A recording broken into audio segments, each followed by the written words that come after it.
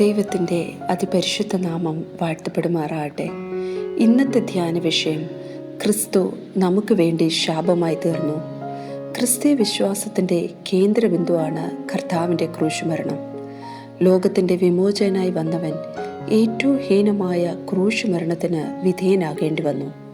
അങ്ങനെ വിധേയനാകേണ്ടി വന്നു എങ്കിലും ലോകം മുഴുവൻ ഈ ദിവസത്തെ ഏറ്റവും പവിത്രമായി കരുതുന്നു. പാപികളായ നമുക്ക് വേണ്ടി കർത്താവ് സഹിച്ച പീഡകളെ ഹൃദയം കൊണ്ട് ധ്യാനിക്കുന്ന ദിവസമാണ് ഇന്ന്.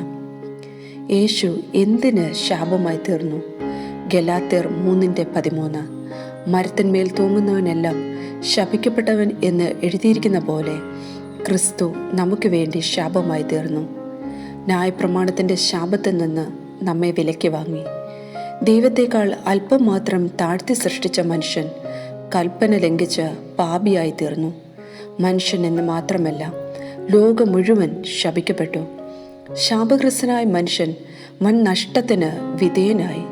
ആ നഷ്ടം പരിഹരിക്കുവാൻ എൻ്റെ ദൈവം ശപിക്കപ്പെട്ട ക്രൂശിൽ യാഗമായി തീർന്നു.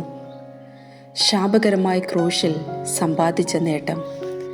ശത്രുവായി തീർന്ന മനുഷ്യൻ ദൈവത്തോട് നിരന്നു സാത്താൻ്റെ തലയെ തകർത്തു. പാപത്തിന്മേലും മരണത്തിന്മേലും എൻ്റെ കർത്താവ് ജയക്കൊടി നാട്ടി. നഷ്ടപ്പെട്ടതെല്ലാം മനുഷ്യന് വേണ്ടി വീണ്ടെടുത്തു. എൻ്റെ കർത്താവ് എനിക്ക് വേണ്ടിയാണ് മരിച്ചത് എന്നുള്ള ഓർമ്മ നമ്മളെ ഭരിക്കണം. എൻ്റെ പാപത്തിൻ്റെ പരിഹാരത്തിന് വേണ്ടി എന്നെ വീണ്ടെടുക്കുവാൻ എൻ്റെ കർത്താവ് ക്രൂശിൽ യാഗമായി തീർന്നു. ക്രിസ്തു നമുക്ക് ആര്? തൻ്റെ ആടുകളെ അറിയുകയും ആടുകൾക്ക് വേണ്ടി ജീവൻ കൊടുക്കുകയും ചെയ്ത നല്ല ഇടയൻ.